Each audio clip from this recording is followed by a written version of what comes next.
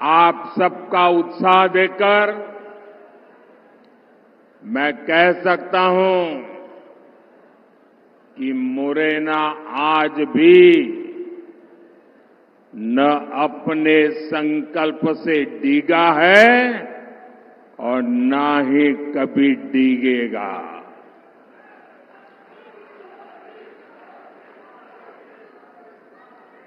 मुरैना ने मन बना लिया है।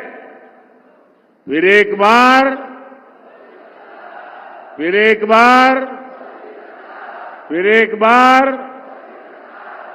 साथियों, एमपी के लोग जानते हैं कि समस्या से एक बार पीछा छूट जाए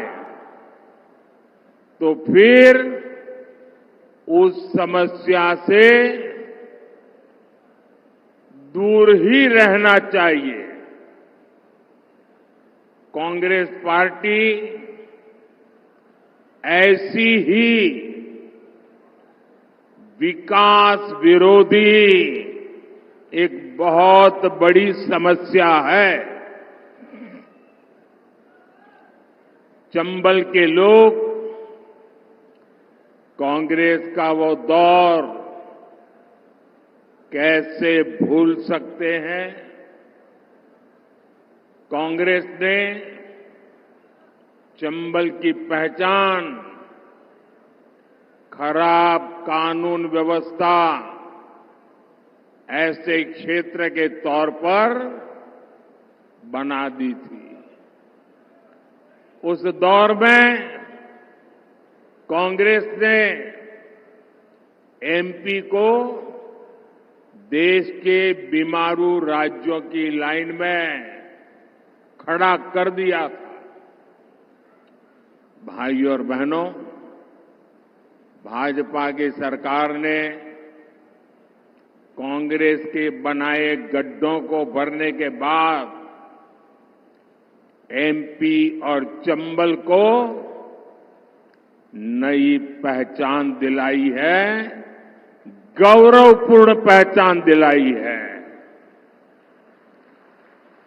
भाजपा सरकार में चंबल, काली सिंध, पार्वती लिंक परियोजना से सिंचाई की समस्या दूर होगी। पानी की समस्या को दूर करने के लिए हम मुंदरी बांध जैसे प्रोजेक्ट पर काम कर रहे हैं। करीब 2,500 करोड़ रुपए की लागत से बना ग्वालियर श्योपुर रेलवे ट्रैक हो, आधुनिक इंफ्रास्ट्रक्चर के ऐसे अनेक काम इस क्षेत्र की तस्वीर बदल रहे हैं। यहां लेदर पार्क भी विकसित किया जा रहा है। हमारे साथी ज्योतिरादित्य सिंधिया जी की देखरेख में ब्रांड ग्वालियर को भी मजबूत किया गया है। भाजपा सरकार में हुए विकास को भिंड, मुरैना, ग्वालियर के वो लोग और ज्यादा अनुभव कर रहे हैं जिन्होंने कांग्रेस का वो काला दौर देखा है। 4 जून के बाद हमारे तेज तर्रार मुख्यमंत्री मोहन यादव जी के नेतृत्व में मध्य प्रदेश का विकास और स्पीड पकड़ने जा रहा है।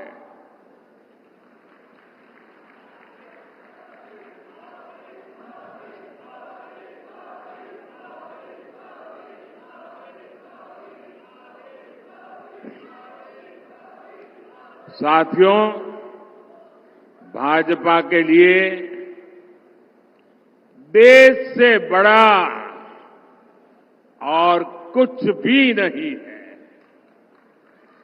और कांग्रेस के लिए अपना परिवार ही सब कुछ है।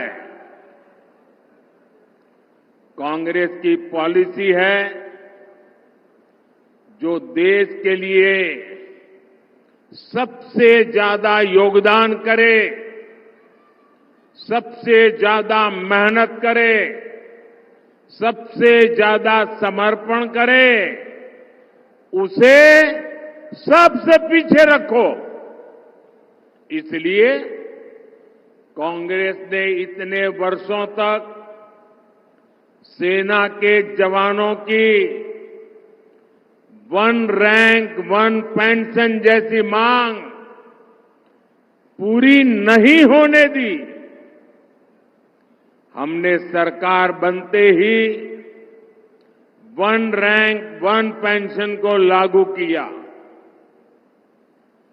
हमने सीमा पर खड़े जवानों की सुविधा की भी चिंता की। कांग्रेस सरकार ने जवानों के जो हाथ बांध रखे थे, हमने उन्हें भी खुली छूट दे दी। हमने कहा अगर एक गोली आती है 10 गोली चलनी चाहिए।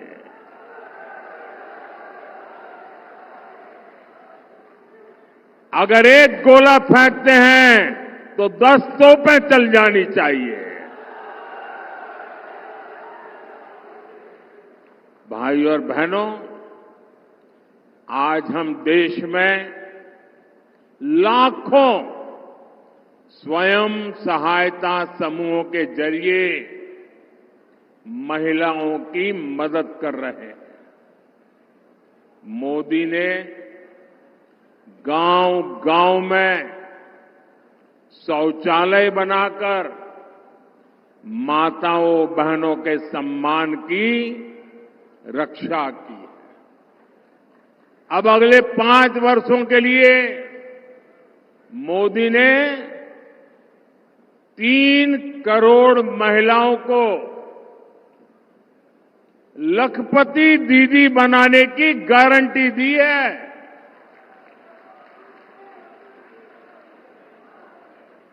3 करोड़ महिलाएं जब लखपति दीदी बनती है तो उस परिवार की, उस गांव की सारी अर्थव्यवस्था तेज गति से दौड़ने लग जाती है। साथियों, आप सब जानते हैं आजादी के समय कांग्रेस ने धर्म के नाम पर देश का विभाजन स्वीकार किया था। मां भारती के हाथों की जंजीरें काटने के बजाय कांग्रेस ने मां भारती की भुजाएं ही काट दी थी, देश के टुकड़े कर दिए थे। लेकिन कांग्रेस सुधरने को तैयार नहीं है। कांग्रेस को लगता है यही उसके फायदे का रास्ता है, यही उसके फायदे के लिए सरल रास्ता है। आज एक बार फिर कांग्रेस कुर्सी के लिए छटपटा रही है और कुर्सी पाने के लिए भांति भांति के खेल खेल रही है। देश के कोटि कोटि नागरिकों के आंखों में धूल झोंककर सत्ता हथियाने के लिए आपके भविष्य को बर्बाद करने पर तुली हुई है। ये लोग फिर से धार्मिक तुष्टीकरण को मोहरा बना रहे हैं। साथियों, कर्नाटका में कांग्रेस सरकार का राज है और उन्होंने क्या पाप किया है, आप हैरान हो जाओगे। मुझे बताइए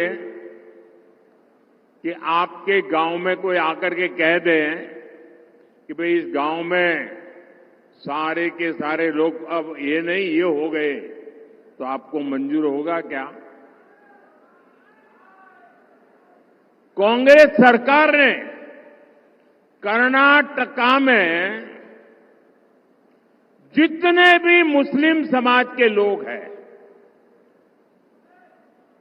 उच्च वर्ग के होंगे, धनी होंगे, व्यापारी होंगे, उद्योगपति होंगे, न्यायमूर्ति होंगे, कोई भी होंगे, बस सिर्फ वो मुसलमान होना चाहिए। अगर वो मुसलमान है तो उन्होंने रातों रात एक कागज निकालकर हस्ताक्षर करके उन सबको ओबीसी घोषित कर दिया। अभी ओबीसी घोषित कर दिया तो बहुत बड़ा तूफान हो गया।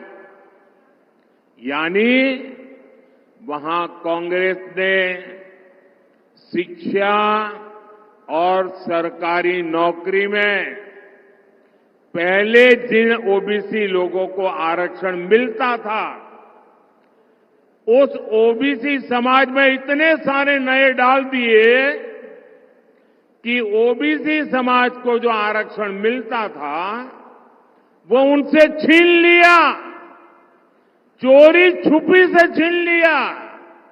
और जो मुसलमानों को नया ओबीसी बना दिया था, गैर कानूनी तरीके से बना दिया था, संविधान के विपरीत बना दिया था, बाबा साहब आंबेडकर की भावना के विरुद्ध बना दिया था, उस मुस्लिम समाज को ओबीसी को जो मिलता था वो लूट करके उनको दे दिया।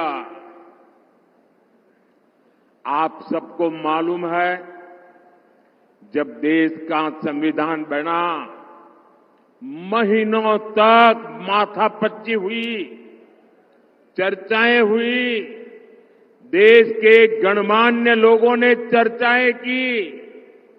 बाबा साहब आंबेडकर में उन चर्चाओं के आधार पर संविधान को लिखा गया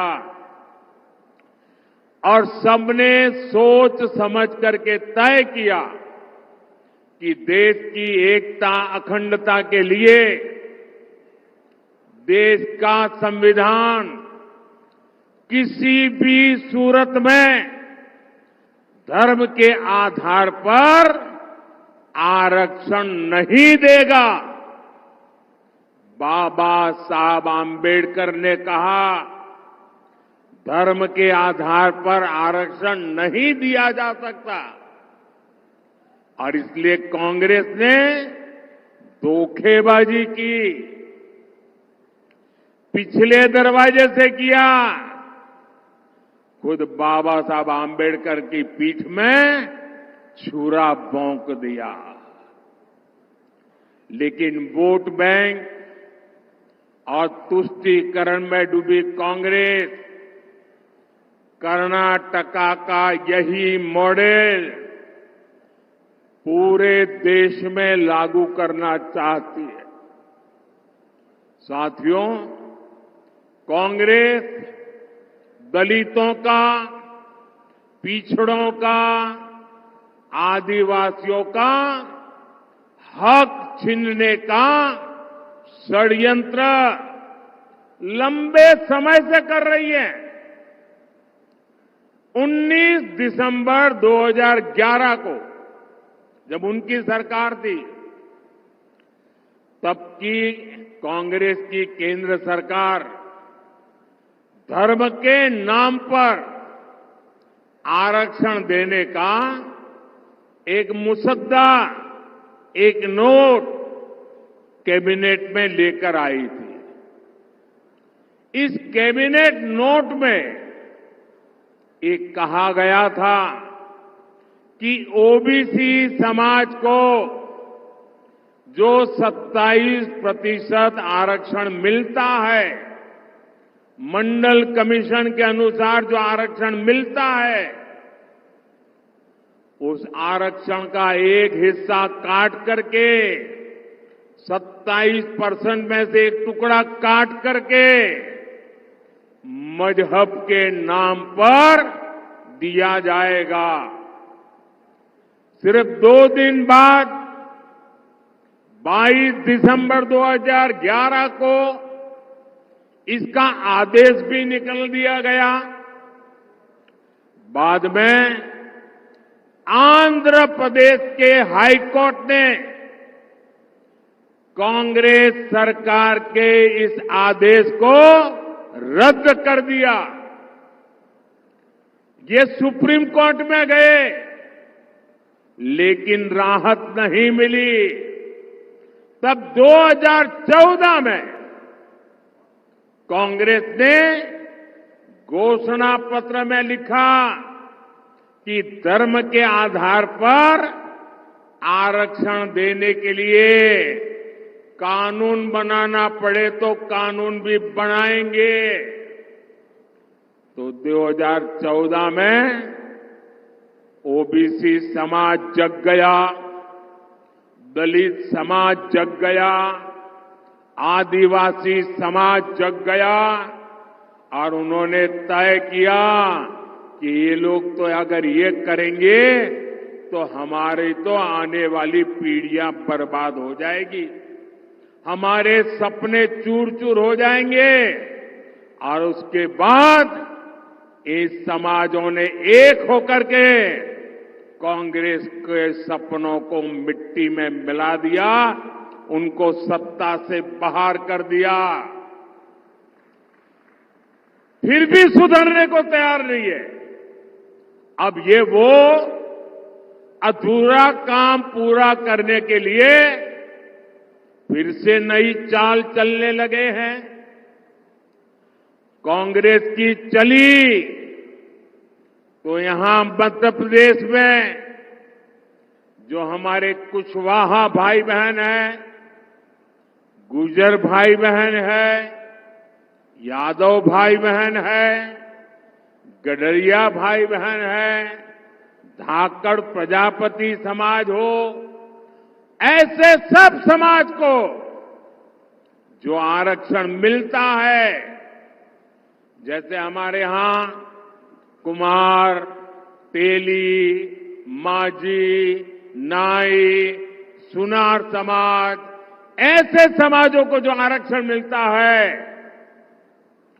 कांग्रेस इन सभी ओबीसी जातियों से उनका हिस्सा छीनकर अपने चहेते वोट बैंक को मजबूत करने के लिए उनके चरणों में देने का मन बना करके बैठी है। आप मुरैना के लोग मुझे बताइए, क्या आप ऐसा पाप होने देंगे? पूरी ताकत से बताइए। उनको जरा डर लगे ऐसा करिए। क्या ऐसा होने देंगे? ये ओबीसी का हक छीनने वालों को पूरी तरह साफ कर देंगे, चुन चुन करके साफ कर देंगे, हर पोलिंग बूथ में साफ कर देंगे।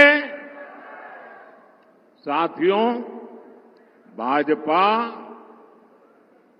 सबका साथ, सबका विकास के मंत्र पर चलने वाली पार्टी है। भाजपा सरकार अगर जरूरतमंदों को कोविड के समय अगर राशन की जरूरत है तो कोई भेदभाव नहीं, न जाति का भेदभाव, न धर्म का भेदभाव जरूरतमंद 80 करोड़ लोगों को मुफ्त राशन देता रहा। क्या कभी आपने कोई शिकायत सुनी है?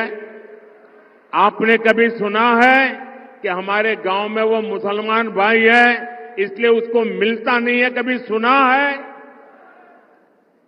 भाइयों बहनों, भाजपा सरकार ने 4 करोड़ गरीबों को पक्के मकान दिए। ये घर बिना भेदभाव हर धर्म के लोगों को मिले हैं। क्या किसी गांव में ने कोई शिकायत सुनी है कि भाई धर्म के आधार पर मुझे मकान नहीं मिला? ऐसा सुना है क्या? यहां भाजपा सरकार है कि नहीं है?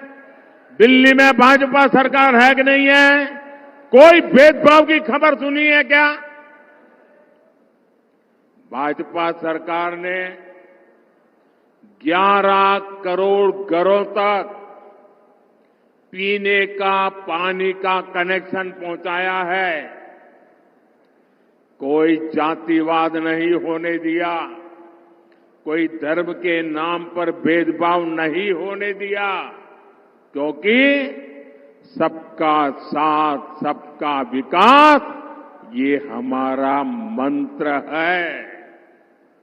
हर धर्म, हर समाज को ये लाभ समान रूप से मिलना चाहिए। समान रूप से मिलना चाहिए कि नहीं मिलना चाहिए? अगर सबको समान रूप से मिलता है तो आपकी कोई शिकायत होती है क्या? लेकिन अगर कांग्रेस आती है तो ये सारी सुविधाएं दलितों, पिछड़ों, आदिवासियों और सामान्य वर्ग के गरीबों को नहीं मिलती। कांग्रेस की चले तो गरीब कल्याण की योजनाओं का लाभ भी धर्म के आधार पर देती, क्योंकि कांग्रेस तो डंके की चोट पर यही कहती है कि देश के संसाधनों पर पहला हक मुसलमानों का है। मोदी कहता है देश के संसाधनों पर पहला हक इस देश के गरीबों का है, इस देश के पिछड़ों का है, इस देश के आदिवासियों का है। साथियों, कांग्रेस एक के बाद एक ऐसी घोषणाएं कर रही है जो देश को भी कमजोर करेगी और आपके परिवार को भी कमजोर करोगी।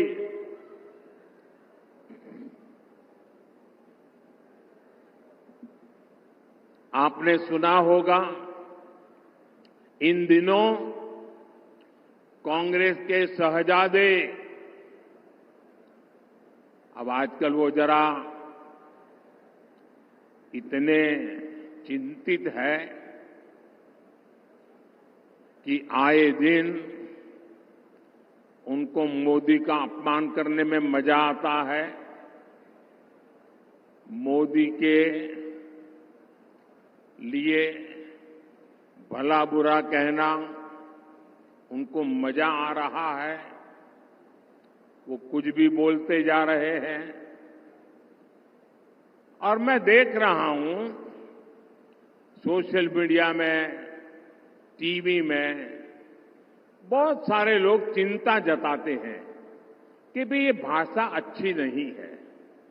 ऐसी भाषा देश के प्रधानमंत्री के लिए बोलना ठीक नहीं है, ऐसा लोग सोशल मीडिया में कहते हैं। कुछ लोग बहुत दुखी हो जाते हैं कि मोदी जी को ऐसा क्यों बोला, देश के प्रधानमंत्री के लिए ऐसी भाषा का क्यों प्रयोग किया, देश के प्रधानमंत्री को कभी कोई ऐसा बोलता है क्या? मेरी सबसे विनती है कि कृपा करके आप दुखी मत होइए, आप गुस्सा मत कीजिए। आपको पता है वे नामदार है, हम तो कामदार हैं। और नामदार तो कामदार को सदियों से ऐसे ही गाली गलौज करते आए हुए हैं, ऐसे ही ठोकर मारते आए हुए। तो भाई मैं तो आप में से आता हूं, गरीबी से निकला हूं। अगर 5-50 गालियां पड़ जाएगी तो पड़ जाएगी, आप गुस्सा मत कीजिए। मैं सबको कहता हूं, आप लोग नाराजगी मत व्यक्त कीजिए। वो इतने निराश है कि अभी आगे आगे तो और बहुत कुछ बोलेंगे, आप अपना समय खराब मत कीजिए। तो ये मेरी सोशल मीडिया में जो लोग बहुत नाराजगी से कुछ न कुछ कहते रहते हैं, टीवी मीडिया वाले भी कहते हैं, मेरी करबद्ध प्रार्थना है भाई, इन नामदारों को कुछ मत कहो। हम कामदार सहन करने के लिए पैदा हुए हैं, हम सहन करेंगे, सहन भी करेंगे और मां भारती की सेवा भी करेंगे। हम जरा भी पीछे नहीं हटेंगे दोस्तों, जरा भी रुकेंगे नहीं। ये मैं देशवासियों को विश्वास दिलाता हूं। आजकल इस शाही परिवार के शहजादे पूरे देश में बढ़ चढ़कर के कह रहे हैं, अब आपकी संपत्ति का एक्सरे होगा, एक्सरे। और आपकी अलमारी में क्या पड़ा है, किसी माता बहन ने कुछ बचत अनाज के डिब्बे में अगर दबा करके रखी है, एक्सरे करके खोजा जाएगा। लॉकर में क्या पड़ा है, एक्सरे करके खोजा जाएगा। आप जो कमाई करते हैं, हमारी माताओं बहनों के पास जो स्त्री धन होता है, जो स्त्री धन बहुत पवित्र होता है, कोई उसको हाथ नहीं लगाता है, कोई उसको छूता नहीं है। मंगलसूत्र हो, छोटा मोटा सोना चांदी का गहना हो, इसे पवित्र माना जाता है। कांग्रेस उसे जब्त करके अपनी वोट बैंक मजबूत करने के लिए उसे बांटने की सार्वजनिक घोषणा कर रही है, मैनिफेस्टो में बता रही है। और मैंने तो पहले दिन कहा था कि इनका मैनिफेस्टो पूरी तरह मुस्लिम लीग की सोच का ही प्रतिबिंब है। और साथियों, ये एक्सरे करके आपको लूटने की योजना बना रहे हैं। क्या आप उनको आपकी संपत्ति छीनने का अधिकार देंगे क्या? इनको चुनाव में जीतने देंगे क्या? इतना ही नहीं, ये इससे भी संतुष्ट नहीं है। वो जीते जीतो छोड़िए, ये स्वर्गवास के बाद भी, मृत्यु के बाद भी आपकी जो बची हुई संपत्ति है, जो स्वाभाविक रूप से आपके बेटे बेटी को मिलनी चाहिए, वो भी आप नहीं दे पाओगे। आपने कितनी ही मेहनत करके बच्चों के लिए इकट्ठा किया होगा। कांग्रेस वाले कहते हैं कि उनकी सरकार आएगी तो वो भी डुब्बे में से गुल कर दिया जाए। ऑफिशियली कहते हैं आपकी कमाई का आधे से ज्यादा कांग्रेस अगर सरकार में आती है तो ये सरकार छीन लेगी। और इसलिए कांग्रेस आप पर इनहेरिटेंस टैक्स, आपकी विरासत पर टैक्स लगाना चाहती है। भाइयों और बहनों, इनहेरिटेंस टैक्स से जुड़े जो तथ्य अब निकलकर सामने आ रहे हैं, वो देश की आंखें खोलने वाले हैं। जरा ध्यान से सुना जाए।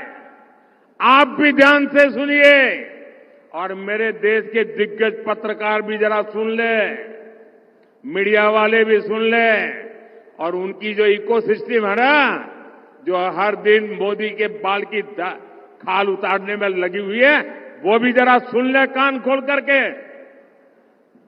देश के साथ कैसा कैसा पाप हुआ है। मैं आज देश के सामने पहली बार एक दिलचस्प तथ्य आपके सामने रखना चाहता हूं। जब देश की एक प्रधानमंत्री बहन इंदिरा जी नहीं रही, तो उनकी जो मिल्कत थी, उनकी जो प्रॉपर्टी थी, वो उनकी संतानों को मिलनी थी। लेकिन पहले ऐसा कानून था कि उनको मिलने से पहले एक हिस्सा सरकार ले लेती थी। कांग्रेस ने पहले ऐसा कानून बनाया था। तब चर्चा थी और व्यापक रूप से चर्चा थी कि जब इंदिरा जी नहीं रही और उनके बेटे राजीव गांधी जी को ये प्रॉपर्टी मिलने की थी, लिख करके गई थी, तो अब सरकार को पैसा चला न जाए, प्रॉपर्टी को बचाना था, तो इन्होंने क्या कर दिया, उस प्रॉपर्टी को बचाने के लिए अपनी माता इंदिरा गांधी से मिले हुए पैसों को बचाने के लिए उस समय के प्रधानमंत्री श्रीमान राजीव गांधी ने अपनी संपत्ति बचाने के लिए पहले जो इनहेरिटेंस कानून था उसको समाप्त किया और खुद के पैसे बचा लिए। खुद पर आई तो कानून हटा दिया और अब वहां मामला निपट गया, तो आज फिर सत्ता पाने के लालच में ये लोग वही कानून ज्यादा कड़ाई से वापस लाना चाहते हैं। बिना टैक्स के अपने परिवार की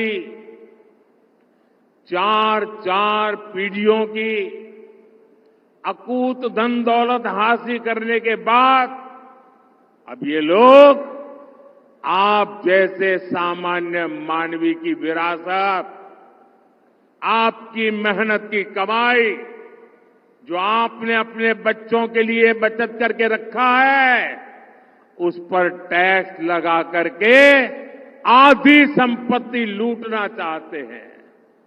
और इसलिए ही तो देश कह रहा है, कांग्रेस की लूट जिंदगी के साथ भी और जिंदगी के बाद भी। साथियों, आपके और कांग्रेस के आपके साथ खिलवाड़ करने के उनके जो इरादे हैं, कांग्रेस के इन खतरनाक इरादों के बीच आपके हकों की रक्षा के लिए ये मोदी दीवार बन के खड़ा है।